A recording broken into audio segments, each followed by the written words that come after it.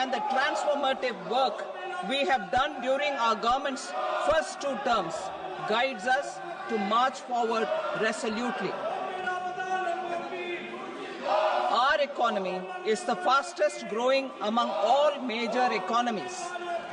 Our development track record for the past 10 years and structural reforms have drawn global attention. Confidence in India's capability and potential has only grown in this period. We see the next 5 years as a unique opportunity to realize Sabka Vikas, stimulating balanced growth of all regions. The great Telugu poet and playwright Gurujada Apparao had said, "Deshamante matti kadoy, deshamante manushuloy," meaning a country is not just its soil, a country is its people. In line with this, for us, Vikasit Bharat encompasses zero poverty, 100% quality good school education, access to high quality, affordable and comprehensive health care, 100% skilled labor with meaningful employment, 70% women in economic activities, and farmers making our country the food basket of the world. In this budget, the proposed development measures span 10 broad areas, focusing on Garib, youth, Annadata, and Nari, spurring agricultural growth and productivity, building rural prosperity and resilience, taking everyone together on an inclusive growth path, boosting manufacturing and furthering Make in India, supporting MSMEs, enabling employment-led development, investing in people, economy, and innovation, securing energy supplies, promoting exports, and nurturing innovation. For this journey of development, our 4 powerful engines are agriculture, MSME, investments, and exports. The fuel, our reforms, our guiding spirit, inclusivity, and the destination, Vikasit Bharat. This budget aims to initiate transformative reforms across 6 domains. During the first 5 years, these will augment our growth potential and global competitiveness. The domains are taxation, power sector, urban development, mining, financial sector, and regulatory reforms. Agriculture as the first engine. Now I move to specific proposals, beginning with agriculture as the first engine.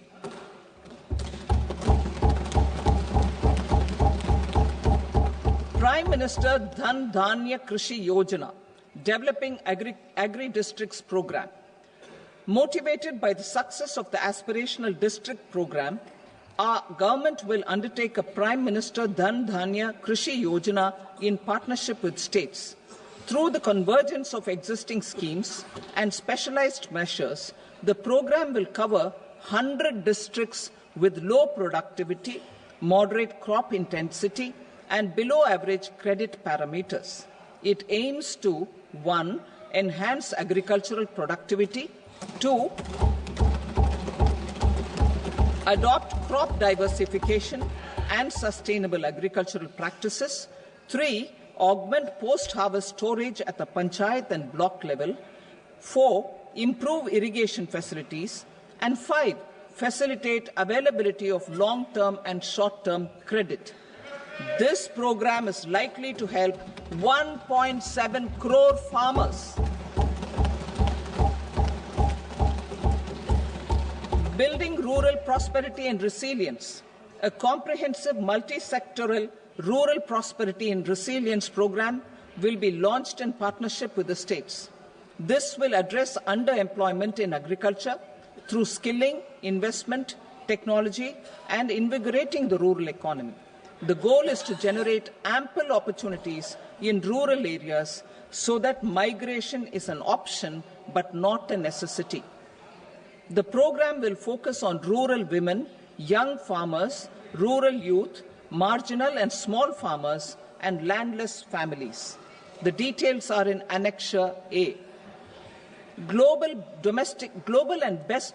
Domestic best practices will be incorporated, and appropriate technical and financial assistance will be sought from multilateral development banks. In phase 1, 100 developing agri-districts will be covered. Atmanirbharta in pulses. Our government is implementing the National Mission for Edible Oil Seed for achieving Atmanirbharta in edible oils. Our farmers have the capability to grow enough for our needs and more. 10 years ago, we made concerted efforts and succeeded in achieving near self-sufficiency in pulses. Farmers responded to the need by increasing the cultivated area by 50%, and government arranged for procurement and remunerative prices. Since then, with rising incomes and better affordability, our consumption of pulses has increased significantly. Our government will now launch a 6-year mission for Atmanirbharta in pulses with a special focus on Tuar, Urad and Masoor. Details are in Annexure B. Central agencies such as NAFED and NCCF will be ready to procure these 3 pulses as much as offered during the next 4 years from farmers who register with these agencies and enter into agreements. Comprehensive program for vegetables and fruits. It is encouraging that our people are increasingly becoming aware of their nutritional needs. It is a sign of a society becoming healthier. With rising income levels, the consumption of vegetables, fruits, and Sri Anna is increasing significantly. A comprehensive program to promote production, efficient supplies, processing, and remunerative prices for farmers will be launched in partnership with the states. Appropriate institutional mechanisms for implementation and participation of farmer producer organizations and cooperatives will be set up. Makhana board in Bihar. For this, there is a special opportunity for the people of Bihar. A Makhana board will be established in the state to improve production, processing, value addition, and marketing of Makhana. The people engaged in these activities will be organized into FPOs. The board will provide hand-holding and training support to Makhana farmers and will also work to ensure they receive the benefits of all relevant government schemes. A national mission on high-yielding seeds will be launched, aimed at 1. Strengthening research ecosystem, 2. Targeted development and propagation of seeds with high yield, pest resistance, and climate resilience, and 3. Commercial availability of more than 100 seed varieties released since July 2024. India ranks second largest globally in fish production and aquaculture. Seafood exports are valued at 60,000 crore rupees. To unlock the untapped potential of the marine sector, our government will bring in an enabling framework for sustainable harnessing of fisheries from Indian Exclusive Economic Zone and high seas, with a special focus on the Andaman and Nicobar and Lakshadweep Islands. For the benefit of lakhs of cotton growing farmers, I am pleased to announce a mission for cotton productivity. This 5-year mission will facilitate significant improvements in productivity and sustainability of cotton farming and promote extra long staple cotton varieties. The best of science and technology support will be provided to farmers. Aligned with our integrated 5F vision for the textile sector, this will help in increasing incomes of the farmers and ensure a steady supply of quality cotton for rejuvenating India's traditional textile sector. Kisan credit cards facilitate short-term loans for 7.7 crore farmers, fishermen, and dairy farmers. The loan limit under modified interest subvention scheme will be enhanced from 3 lakh rupees to 5 lakh rupees for loans taken through the KCC. For Atmanirbharta in urea production, our government had reopened 3 dormant urea plants in the eastern region. To further augment urea supply, a plant with annual capacity of 12.7 lakh metric tons will be set up at Namrup in Assam.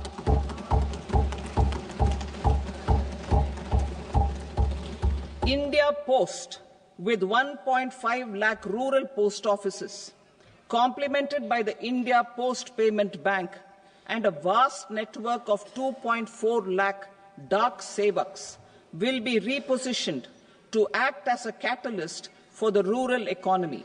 Details are at Annexure C.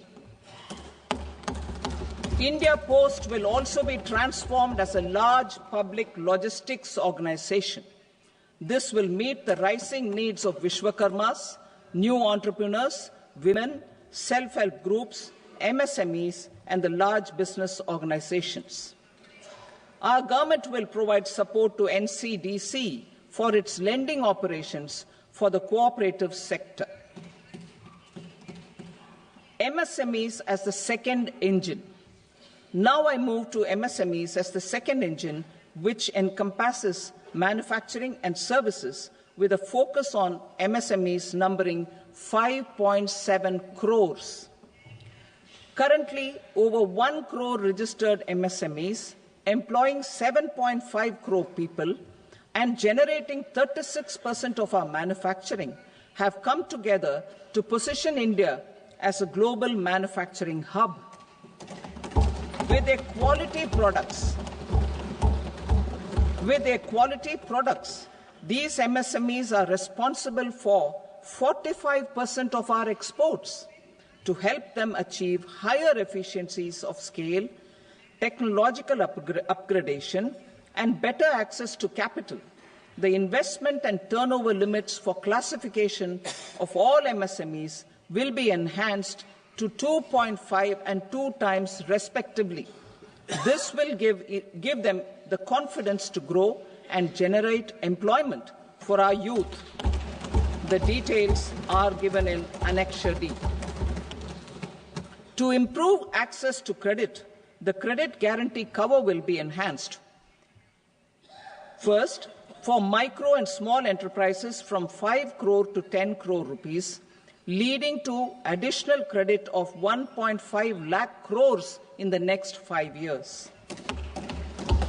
Second, for startups from 10 crore rupees to 20 crore rupees, with the guarantee fee being moderated to 1% for loans in 27 focus sectors which are important for Atmanirbhar Bharat. And for well-run exporter MSMEs, for term loans up to 20 crore rupees. Also for the micro enterprises, we will introduce customized credit cards with a 5 lakh rupee limit for micro enterprises registered on Udyam portal. In the first year, 10 lakh such cards will be issued. Fund of funds for startups. The alternate investment fund, AIFs, for startups have received commitments of more than 91,000 crores rupees. These are supported by the fund of funds set up with the Government of India's contribution of 10,000 crore rupees. Now, a new fund of funds with expanded scope and a fresh contribution of another 10,000 crore rupees will be set up. A new scheme will be launched for 5 lakh women, scheduled castes and scheduled tribes, first-time entrepreneurs. This will provide term loans up to 2 crore rupees during the next 5 years.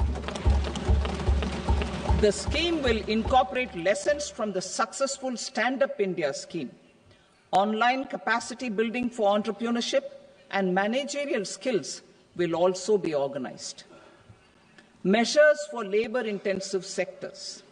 To promote employment and entrepreneurship opportunities in labor-intensive sectors, our government will undertake specific policy and facilitation measures. To enhance the productivity, quality, and competitiveness of India's footwear and leather sector, a focused product scheme will be implemented. The scheme will support design capacity, component manufacturing, and machinery required for production of non-leather quality footwear, besides the support for leather footwear and products. The scheme is expected to facilitate employment for 22 lakh persons, generate over 4 lakh crore rupees, and exports of over 1.1 lakh crore rupees. Measures for the toys sector. Building on the National Action Plan for Toys, we will implement a scheme to make India a global hub for toys. The scheme will focus on development of clusters, skills, and a manufacturing ecosystem that will create high-quality, unique, innovative, and sustainable toys that will represent the Made in India brand. Support for food processing. In line with our commitment towards Purvodaya, we will establish a National Institute of Food Technology, Entrepreneurship and Management in Bihar.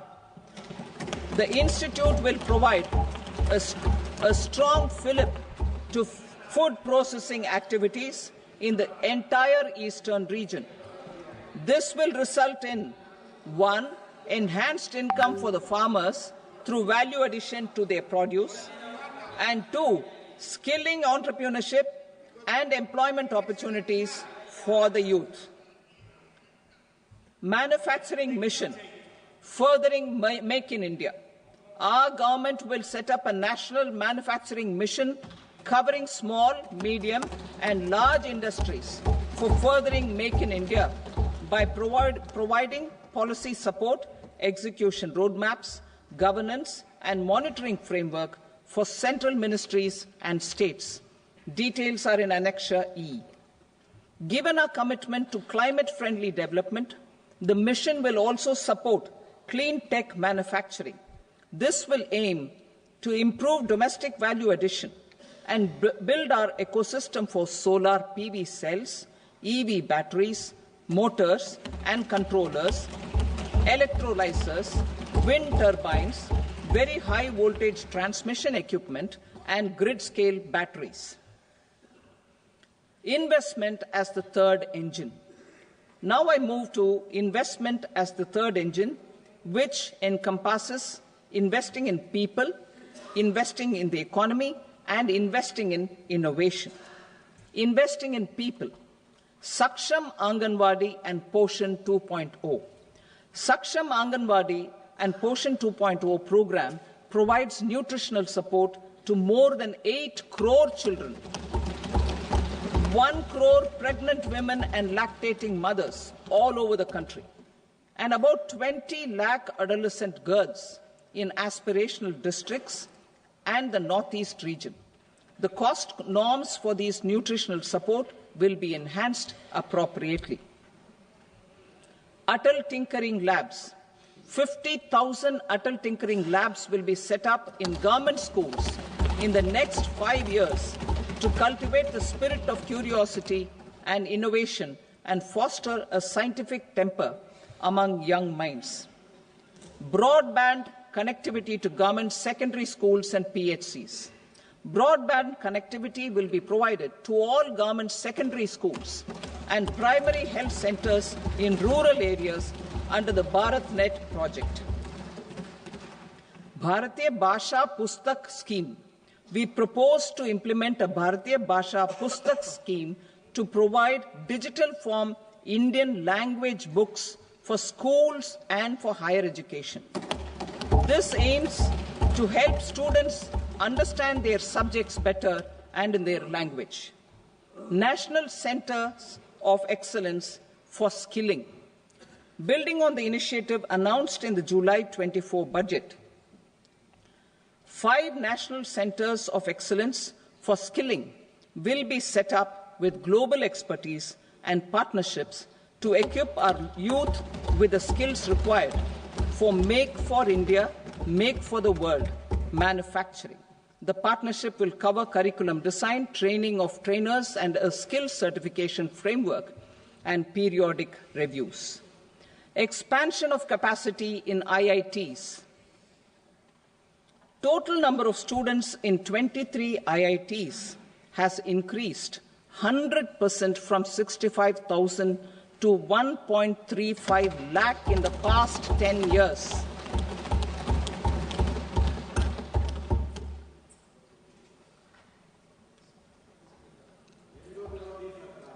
Additional infrastructure will be created in the 5 IITs started after 2014 to facilitate education for 6,500 more students.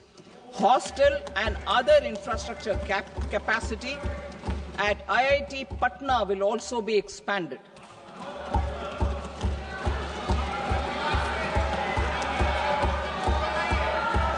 Center of Excellence.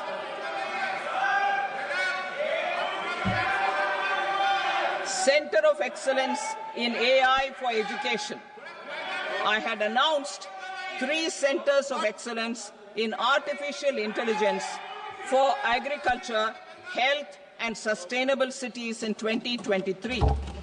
Now a center of excellence in artificial intelligence for education will be set up with a total outlay of 500 crores. Expansion of medical education. Our government has added almost 1.1 lakh undergraduate and postgraduate medical education seats in 10 years, an increase of 130%. In the next year, 10,000 additional seats will be added in medical colleges and hospitals towards the goal of adding 75,000 seats in the next 5 years. Daycare cancer centers in all district hospitals. Our government will facilitate setting up of daycare cancer centers in all district hospitals in the next 3 years. 200 centers will be established in 25-26 itself. Strengthening urban livelihoods. Our government has been giving priority to assisting urban poor and vulnerable groups. A scheme for socio-economic upliftment of urban workers will be implemented to help them improve their incomes, have sustainable livelihoods, and a better quality of life. PM Swanidhi scheme has benefited more than 68 lakh street vendors, giving them respite from high-interest informal sector loans. Building on this success, the scheme will be revamped with enhanced loans from banks, UPI-linked credit cards with 30,000 rupees limit, and capacity building support. Social Security Scheme for welfare of online platform workers. Gig workers of online platforms provide great dynamism to the new age services economy. Recognizing their contribution, our government will arrange for their identity cards and registration on the e-Shram portal. They will be provided health care under PM Jan Arogya Yojana. This measure is likely to assist nearly 1 crore gig workers.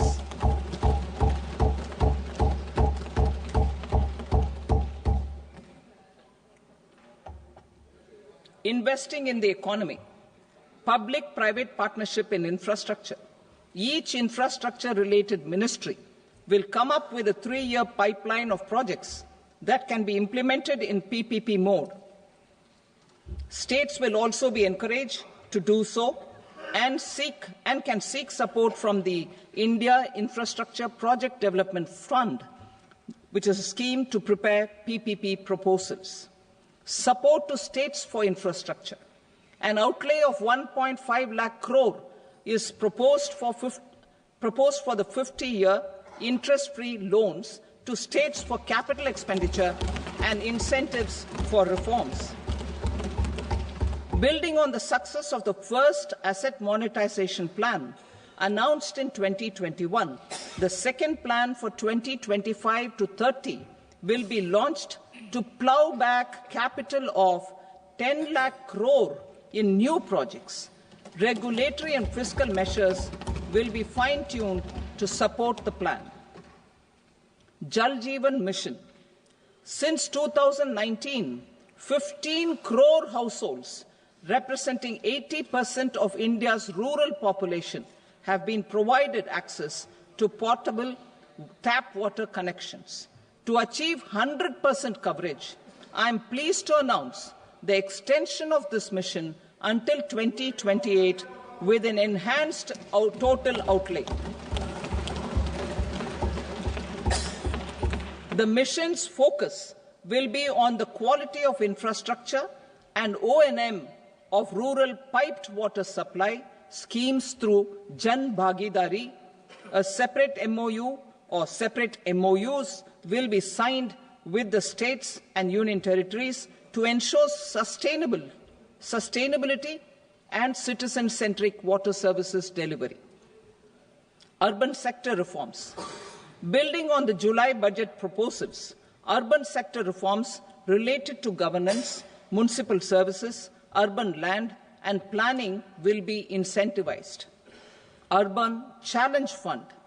The government will set up an urban challenge fund of 1 lakh crore rupees to implement the proposals for cities as growth hubs, creative redevelopment of cities, and for water and sanitation purposes announced in the July budget. This fund will finance up to 25% of the cost of bankable projects, with a stipulation that at least 50% of the cost is funded from bonds, bank loans, and PPPs. An allocation of 10,000 crore is proposed in 2025-26. Power sector reforms.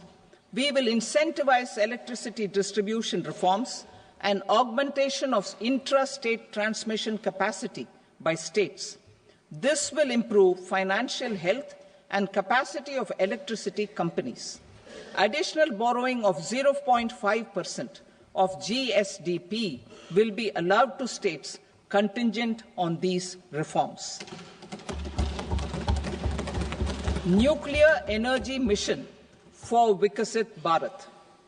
Development of at least 100 gigawatt of nuclear energy by 2047 is essential for our energy transition efforts. For an active partnership with the private sector towards this goal, amendments to the Atomic Energy Act and the Civil Liability for Nuclear Damage Act will be taken up. A nuclear energy mission for research and development of small modular reactors with an outlay of 20,000 crore will be set up. At least 5 indigenously developed small modular reactors will be operationalized by 2033. Shipbuilding. The shipbuilding financial assistance policy will be revamped to address cost disadvantages. This will also include credit notes for shipbreaking in Indian yards to promote the circular economy. Large ships above a specified size will be included in the infrastructure harmonized master list.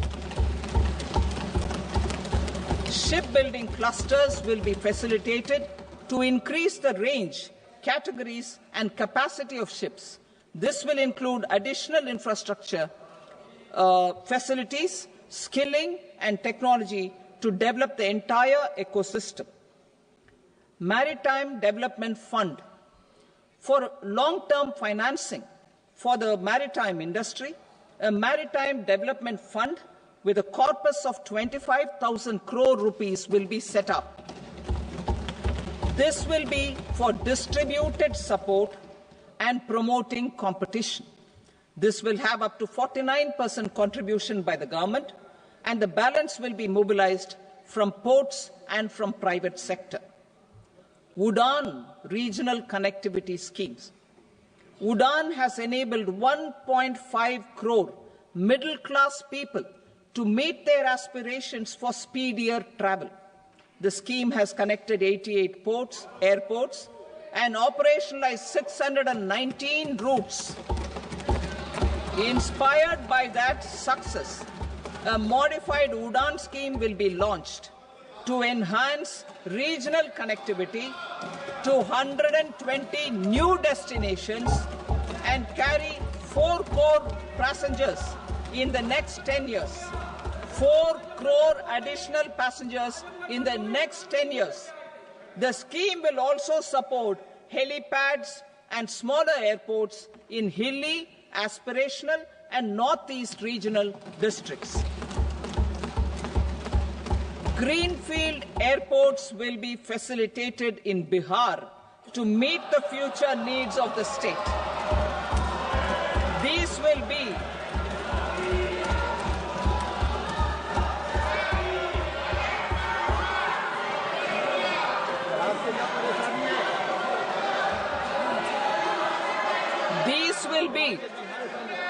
These will be in addition to the expansion of the capacity of Patna Airport and a brownfield airport in Beta. Western Kosi Canal project in Mithilanchal.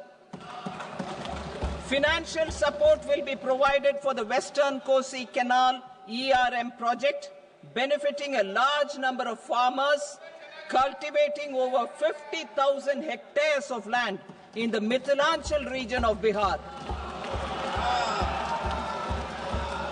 Mining sector reforms. Mining sector reforms, including those for minor minerals, will be encouraged through sharing of best practices and institutions of a state mining index.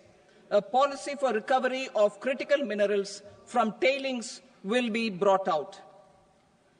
Under the special window for affordable and mid-income housing, SWAMI, 50,000 dwelling units in stressed housing projects have been completed and keys handed over to home buyers. Another 40,000 units will be completed in 2025, further helping middle-class families who were paying EMIs on loans taken for apartments while also paying rent for their current dwellings. Building on this success, SWAMI Fund 2 will be established as a blended finance facility with contribution from the government, banks and private investors. This fund of 15,000 crore rupees will aim for expeditious completion of another 1 lakh units. PM Gati Shakti data for private sector. For furthering PPPs and assisting the private sector in project planning, access to relevant data and maps from the PM Gati Shakti portal will be provided. Tourism for employment-led growth. Top 50 tourist destination sites in the country will be developed in partnership with states through a challenge mode. Land for building key infrastructure will have to be provided by the states. Hotels in these destinations will be included in the infrastructure harmonized list. The following measures will be taken for facilitating employment-led growth. Organizing intensive skill development programs for our youth, including in institutes of hospitality management, providing mudra loans for homestays, improving ease of travel and connectivity to tourist destinations, providing performance-linked incentives to states for effective destination management, including tourist amenities, cleanliness, and marketing efforts, and introducing streamlined e-visa facilities along with visa fee waivers for certain tourist groups. Continuing with the emphasis on places of spiritual and religious significance, in the July budget, there will be a special focus on destinations related to the life and times of Lord Buddha. Medical tourism and heal in India. Medical tourism and heal in India will be promoted in partnership with the private sector, along with capacity building and easier visa norms. Investing in innovation. To implement private sector-driven research, development and innovation initiatives announced in the July budget, I am now allocating 20,000 crore rupees for this purpose. A deep tech fund of funds will also be explored to catalyze the next generation startups as a part of this initiative. In the next 5 years, under the PM Research Fellowship Scheme, we will provide 10,000 fellowships for technological research in IITs and IISc with enhanced financial support. The second gene bank with 10 lakh germplasm lines will be set up for future food and nutritional security. This will provide conservation support to both public and private sectors for genetic resources. We will start a national geospatial mission to develop foundational geospatial infrastructure and data. Using PM Gati Shakti, this mission will facilitate modernization of land records, urban planning, and design of infrastructure projects. A Gyan Bharatam mission for survey, documentation, and conservation of our manuscript heritage with academic institutions, museums, libraries, and private collectors will be undertaken to cover more than 1 crore manuscripts. We will set up a national digital repository of Indian knowledge systems for knowledge sharing. Now I move to exports as the fourth engine.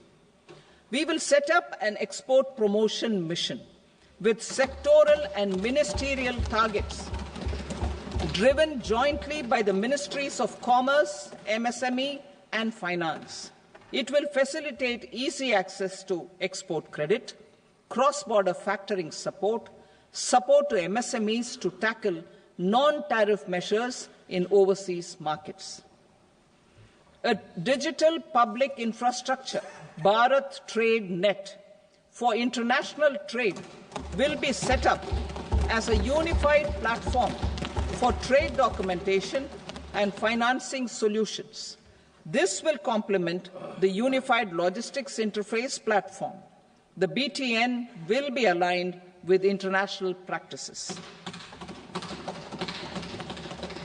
Support will be provided to develop domestic manufacturing capacities for our economy's integration with global supply chains. Sectors will be identified based on objective criteria. Facilitation groups with participation of senior officers and industry representatives will be formed for select products and supply chains. Through this, there are huge opportunities related to Industry 4.0, which needs high skills and talent. Our youth have both.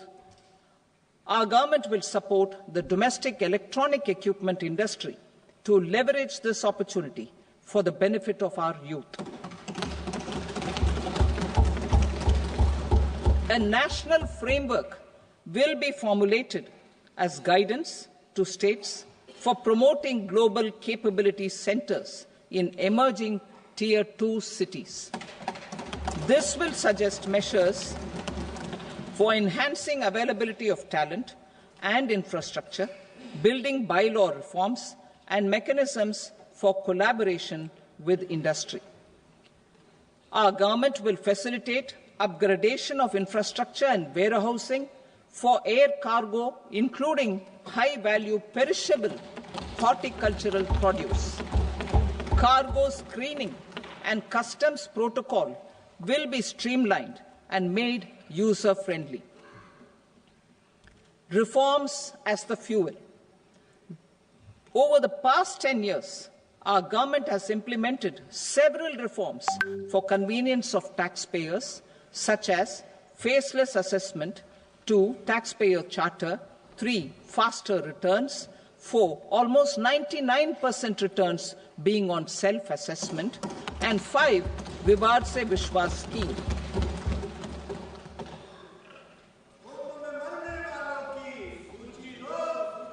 Continuing these efforts, I reaffirm the commitment of the Tax Department to trust first, scrutinize later. I also propose to introduce the new income tax bill next week.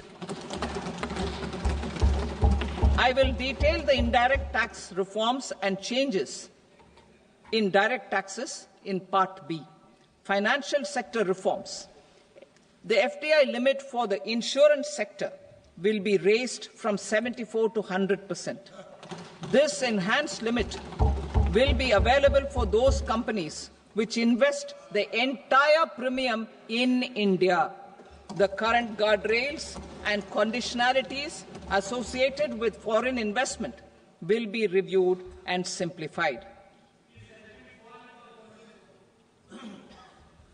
The services of India Post Payment Bank will be deepened and expanded in rural areas. NABFID will set up a partial credit enhancement facility for corporate bonds for infrastructure.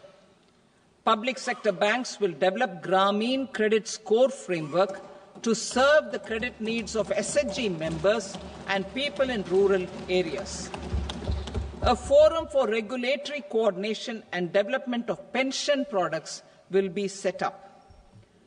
To implement the earlier announcement on simplifying the KYC processes, the revamped Central KYC Registry will be rolled out in 2025.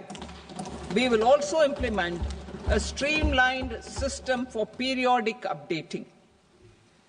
Requirements and procedures for speedy approval of company mergers will be rationalized. The scope for fast-track mergers will also be widened and the process made simpler. As proposed in the interim budget, we signed bilateral investment treaties with 2 countries in 2024 to encourage sustained foreign investment, and in the spirit of First Develop India, the current model BIT will be revamped and made more investor-friendly. In the last 10 years, in several aspects, including financial and non-financial, our government has demonstrated a steadfast commitment to ease of doing business. We are determined to ensure that our regulations must keep up with technological innovations and global policy developments. A light-touch regulatory framework based on principles and trust will unleash productivity and employment. Through this framework, we will update regulations that were made under old laws. To develop this modern, flexible, people-friendly and trust-based regulatory framework appropriate for the 21st century, I propose 4 specific measures. A high-level committee for regulatory reforms will be set up for a review of all non-financial sector regulations, certifications, licenses, and permissions.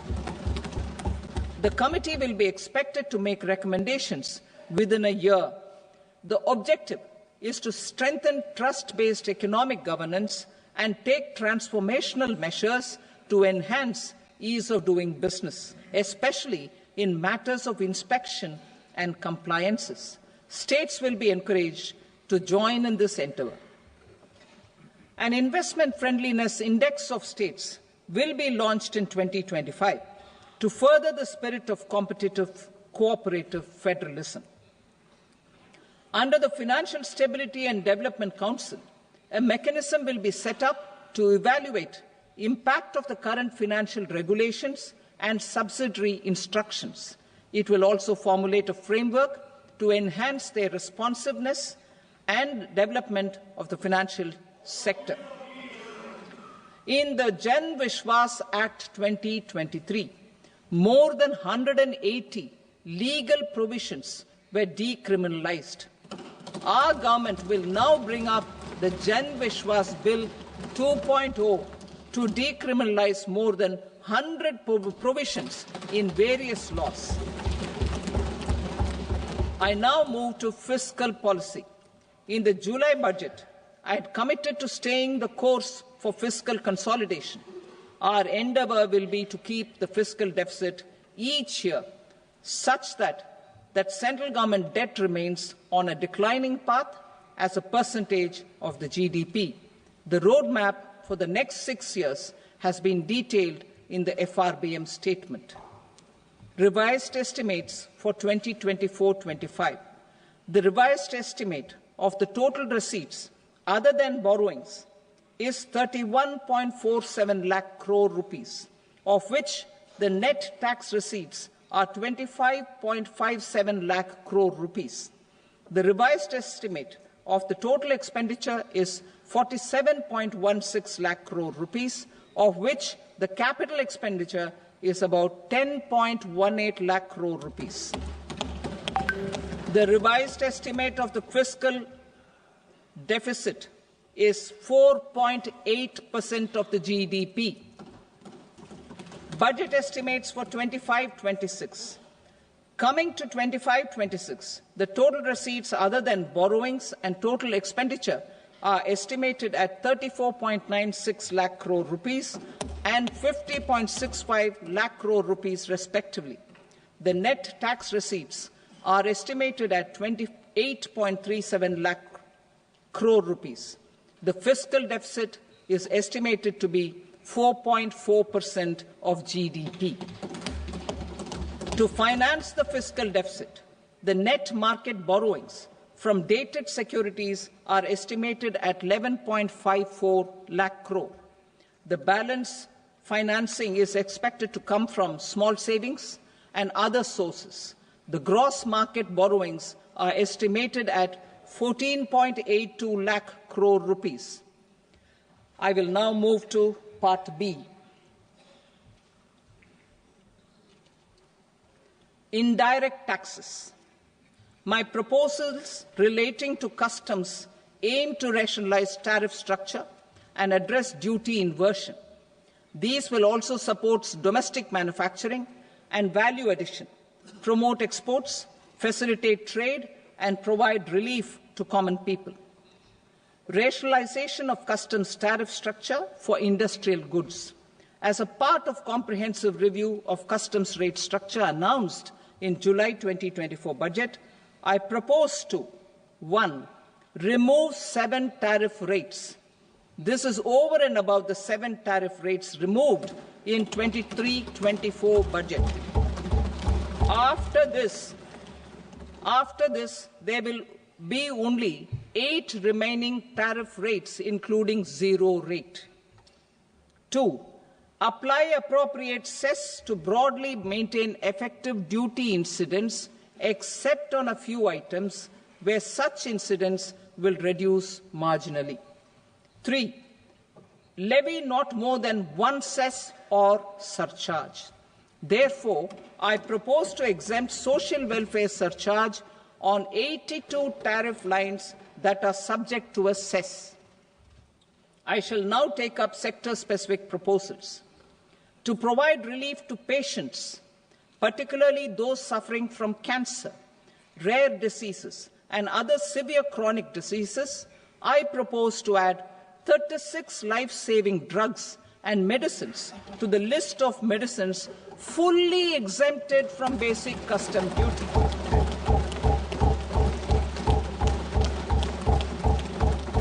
I also propose to add 6 life-saving medicines to the list attracting concessional custom duty of 5%. Full exemption and concessional duty will also respectively apply on the bulk drugs for manufacture of the above. Specified drugs and medicines under patient assistance programs run by the pharmaceutical companies are fully exempt from BCD, provided the medicines are supplied free of cost to the patients. I propose to add 37 more medicines along with 13 new patient assistance programs. Support to domestic manufacturing and value addition. Critical minerals. In the July 2024 budget, I had fully exempted BCD on 25 critical minerals that are not domestically available. I had also reduced BCD of 2 other such minerals to provide a major fillip to their processing, especially by MSMEs. Now, I propose to fully exempt cobalt powder and waste, the scrap of lithium-ion battery, lead, zinc, and 12 more critical minerals. This will help secure their availability for manufacturing in India and promote more jobs for our youth. To promote domestic production of technical textile products such as agro-textiles, medical textiles, and geotextiles at competitive prices, I propose to add 2 more types of shuttle-less looms to the list of fully exempted textile machinery.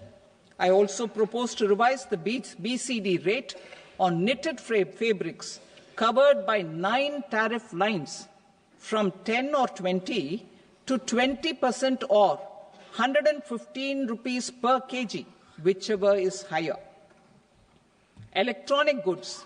In line with our Make in India policy and to rectify inverted duty structure, I propose to increase the BCD on interactive flat panel display from 10% to 20% and reduce the BCD to 5% on open cell and other components. In 23-24 budget, for the manufacture of open cells of LCD, LED TVs, I had reduced the BCD on parts of open cells from 5% to 2.5%. To further boost the manufacture of such open cells, the BCD on these parts will now stand exempted. Lithium-ion battery.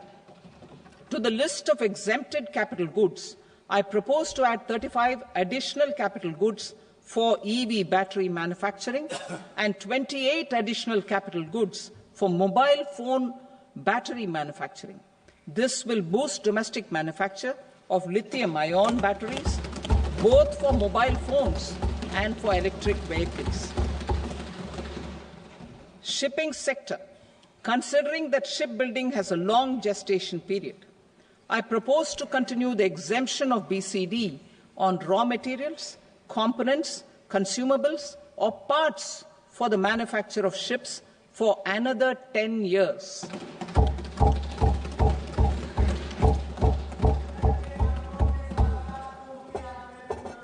I also propose the same dispensation for shipbreaking to make it more competitive. Telecommunication. To prevent classification disputes, I propose to reduce the BCD from 20% to 10% on carrier-grade Ethernet switches to make it at par with non-carrier-grade Ethernet switches. Export promotion. To facilitate exports of handicrafts, I propose to extend the time period for export from 6 months to 1 year, further extendable by another 3 months if required. I also propose to add 9 items to the list of duty-free inputs. Leather sector. I propose to fully exempt BCD on wet blue leather to facilitate imports for domestic value addition and employment. I also propose to exempt crust leather from 20% export duty to facilitate exports by small tanners. Marine products. To enhance India's competitiveness in the global seafood market, I propose to reduce BCD from 30% to 5% on frozen fish paste, surimi, for manufacture and export of its analog products. I also propose to reduce BCD from 15% to 5% on fish hydrolysates for manufacture of fish and shrimp feed. In July 2024 budget, to promote development of domestic MROs for aircraft and ships, I had extended the time limit for export of foreign origin goods that were imported for repairs from 6 months to 1 year and further extendable by 1 year. I now propose to extend the same dispensation for railway goods. Time limit for provisional assessment. Presently, the Customs Act 1962 does not provide any time limit to finalize provisional assessments, leading to uncertainty and cost to trade. As a measure of promoting ease of doing business, I propose to fix a time limit of 2 years, extendable by a year, for finalizing the provisional assessment. I propose to introduce a new provision that will enable importers or exporters, after clearance of goods, to voluntarily declare material facts and pay duty with interest but without penalty. This will incentivize voluntary compliance. However, this will not apply in cases where department has already initiated audit or investigation proceedings.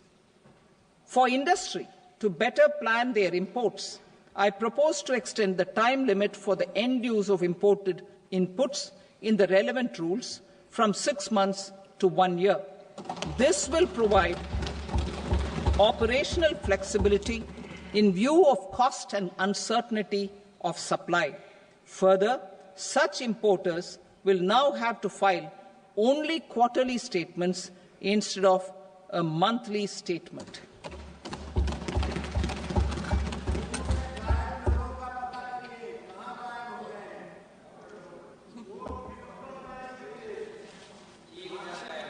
I now come to my direct tax proposals.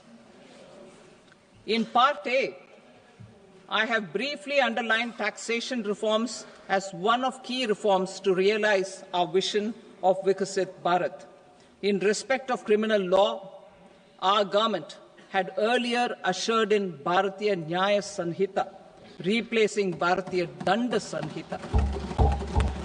I am happy to inform this august House and the country that for new income tax bill will carry forward the same spirit of Nyaya in its drafting as well. The new bill will be clear and direct in text, with close to half of the present law in terms of both chapters and words.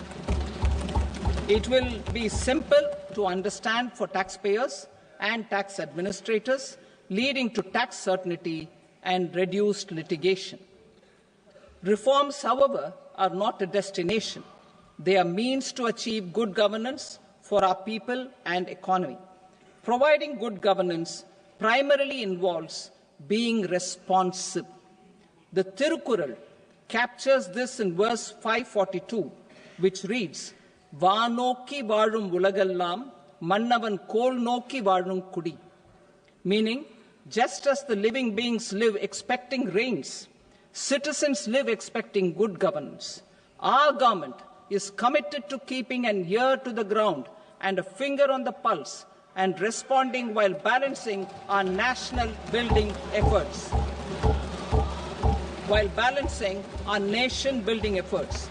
The following measures will detail just how our government will, under the guidance of PM Modi, has taken steps to understand and address.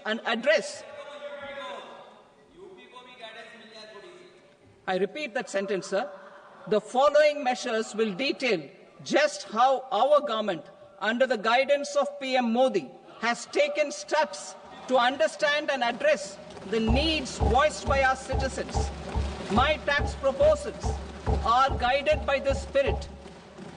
The objectives of my proposals are as follows: personal income tax reforms with special focus on middle class, rationalization of TDS and TCS for easing difficulties, encouraging voluntary compliance, reducing compliance burden, ease of doing business, employment and investment. I will come to my proposal on personal income tax towards the end. TDS and TCS, rationalization for easing difficulties. I propose to rationalize tax deduction at source, TDS, by reducing the number of rates and thresholds above which TDS is deducted. Further, threshold amounts for tax deduction will be increased for better clarity and uniformity.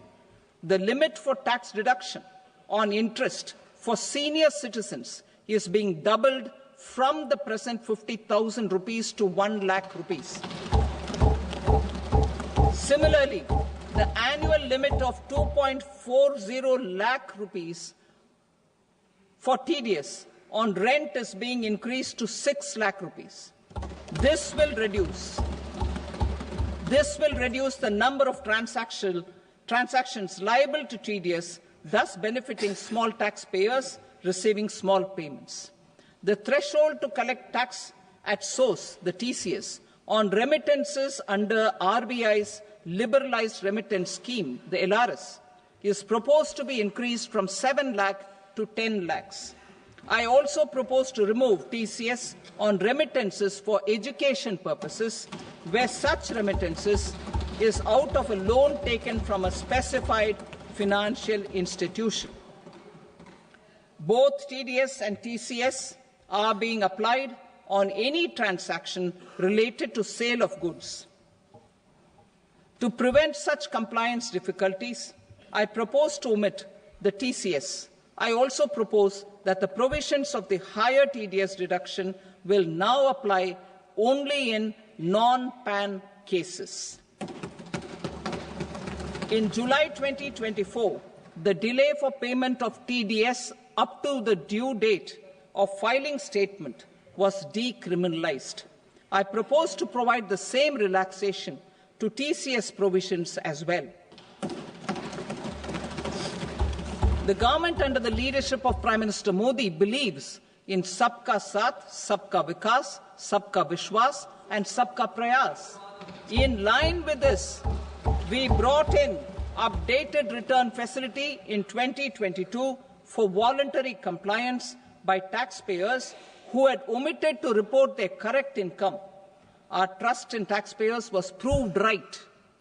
Nearly 90 lakh taxpayers voluntarily updated their incomes by paying additional tax. Taking this trust further, I now propose to extend the time limit to file updated returns for any assessment year from the current limit of 2 years to 4 years.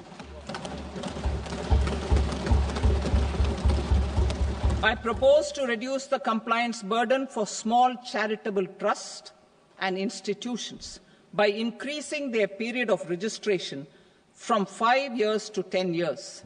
It is also proposed that disproportionate consequences do not arise for minor defaults, such as incomplete applications filed by charitable entities.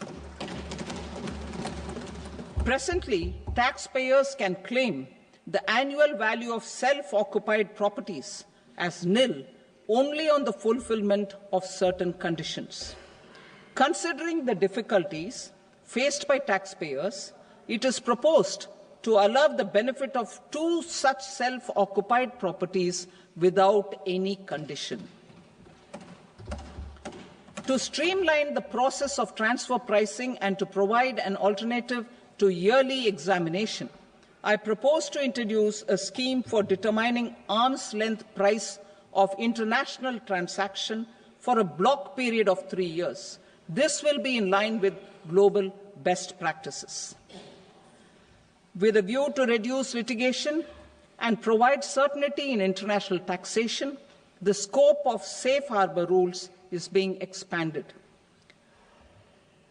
A number of senior and very senior citizens have very old national savings schemes accounts.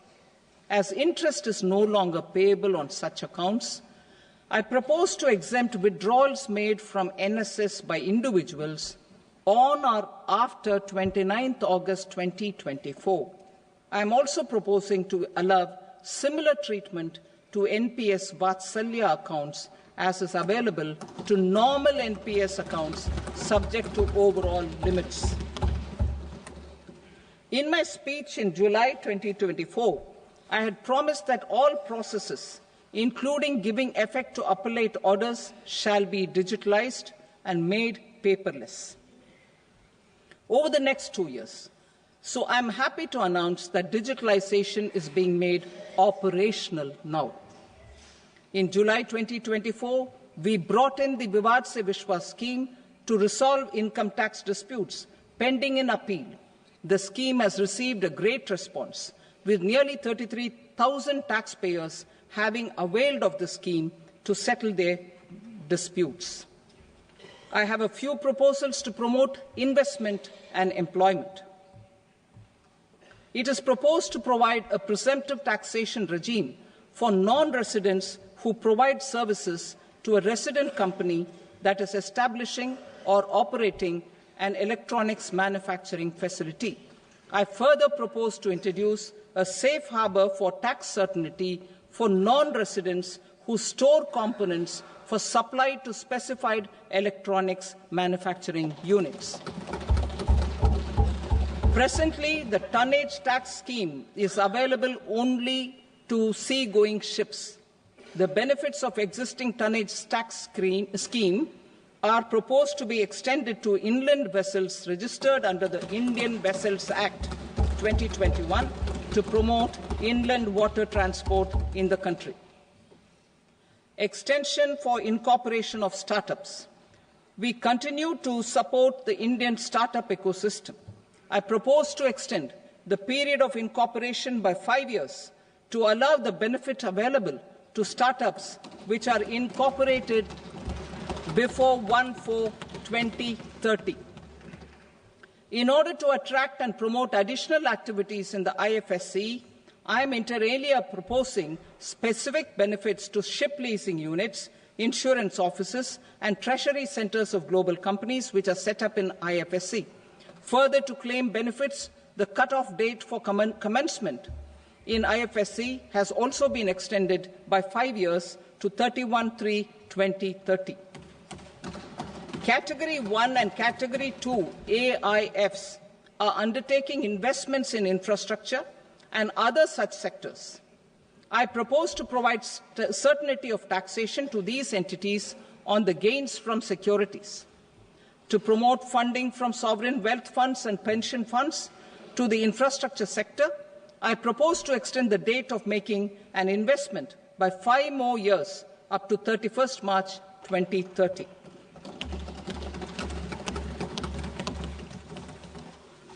Personal income tax reforms with special focus on middle class. Democracy, demography, and demand are the key support pillars in our journey towards Vikasit Bharat. The middle class provides strength for India's growth. This government, under the leadership of Prime Minister Modi, has always believed in the admirable energy and ability of the middle class in nation building. In recognition of their contribution,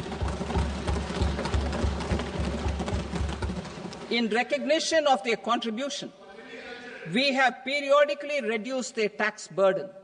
Right after 2014, the nil tax slab was raised to 2.5 lakhs of rupees, which was further raised to 5 lakh rupees in 2019 and to 7 lakh rupees in 2023. This is reflective of our government's trust on the middle class taxpayers. I am now happy to announce that there will be no income tax payable up to income of 12 lakh rupees.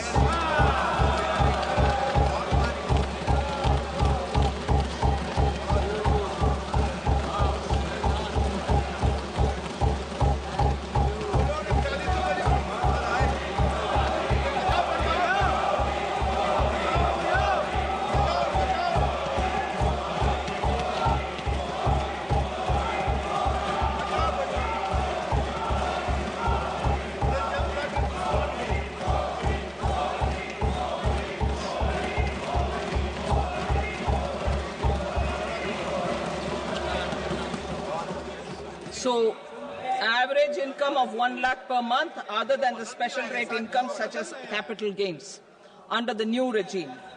This limit will be 12.75 lakh for salaried taxpayers due to the standard deduction of 75,000.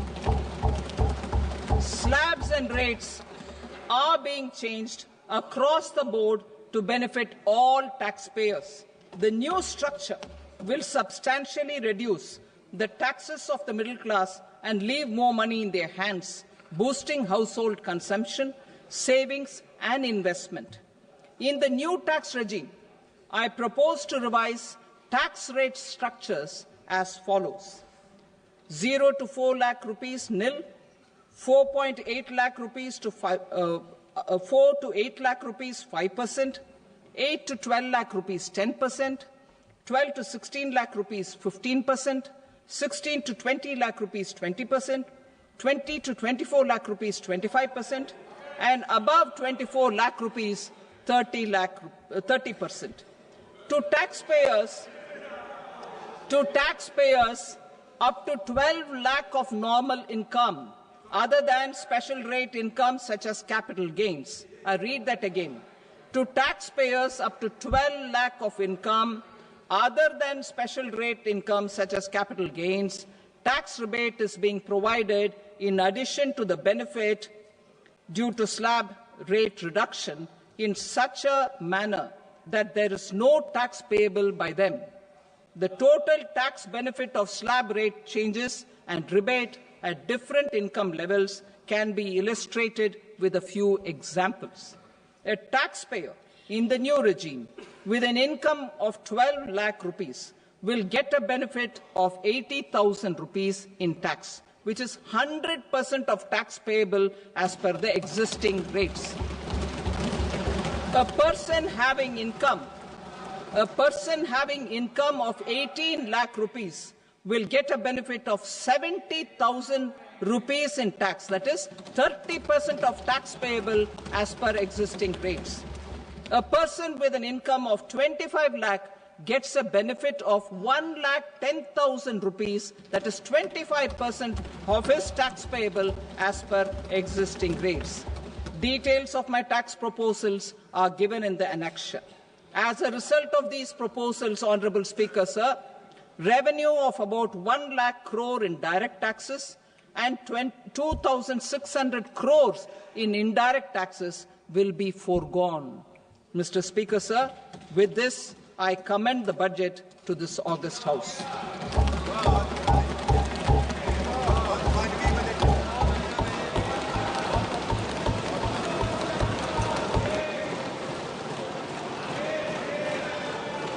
Item number 2, Srimati Nirmala Sitharaman. Sir, with your permission, I rise to lay on the table the following statements under Section 3(1) of the Fiscal Responsibility and Budget Management Act 2003, medium-term fiscal policy cum fiscal policy strategy statement and macroeconomic framework statement. Item number 3, Srimati Nirmala Sitharaman. Sir, with your permission, I rise to move for